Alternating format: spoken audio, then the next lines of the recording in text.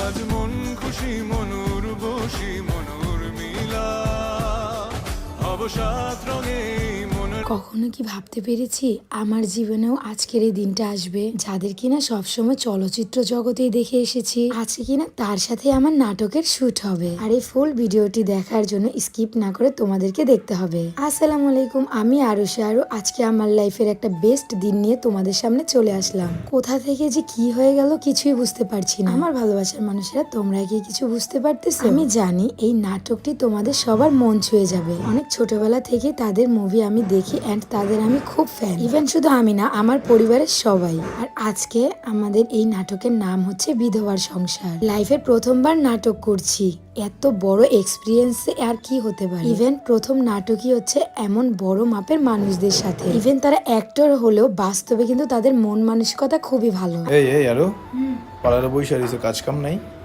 সব কাজ শেষ করেই এখন নিজের কাজ করতেছি। নিজের কি কাজ করতেছো?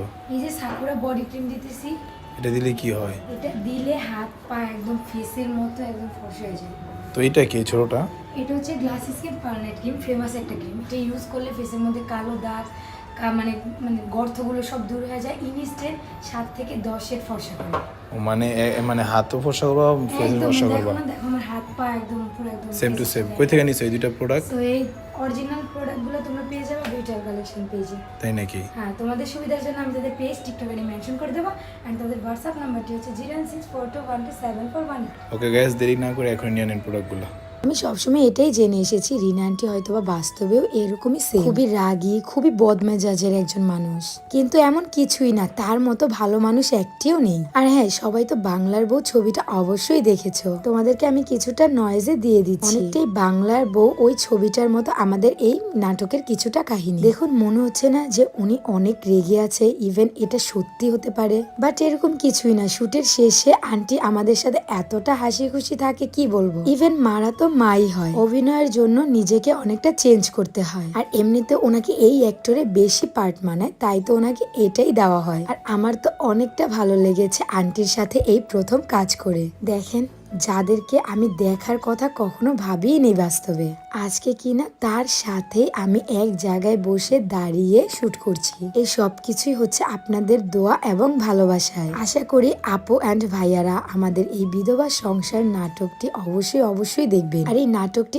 আপলোড হবে খুব শীঘ্রই। ইউটিউব চ্যানেলটির নাম হচ্ছে ওই ড্রামা। সবাই দেরি না করে এত সুন্দর একটি নাটক দেখার জন্য, যেটা কিনা সবার মন ছুঁয়ে যাবে, তাই তো এখনই চ্যানেলটি সাবস্ক্রাইব করে রেখে আসুন। আর দেখুন, মনে হচ্ছে না যে আমার সাথে সত্যি সত্যি উনি এরকম ব্যবহার করছে। আসলে এরকম কিছুই নাই, নাটকের মধ্যে সিকোয়েন্স এরকম আছে, তাই তো উনি এরকম করছে। বাট ট্রাস্ট মি, ওনার সাথে কাজ করে আমার অনেক অনেক অনেক ভালো লেগেছে। এখন অনেকেই বুঝবে না নাটকের ডিটেলস। রিনা আন্টি হচ্ছে আমার শাশুড়ি, আর সোয়ার পাপা হচ্ছে রিনা আন্টির ছেলে। রিলেশন করে আমাকে বিয়ে করে নিয়ে এসেছে দেখে আন্টি একদমই মানছে না। ওনার মধ্যে আরো খারাপ ধারণা আনার জন্য এই মামা তো অল টাইম রেডি থাকে। এটা হচ্ছে সোয়ার পাপার মামা। এবার বুঝতে পেরেছেন তো নাটকের কিছুটার মানে।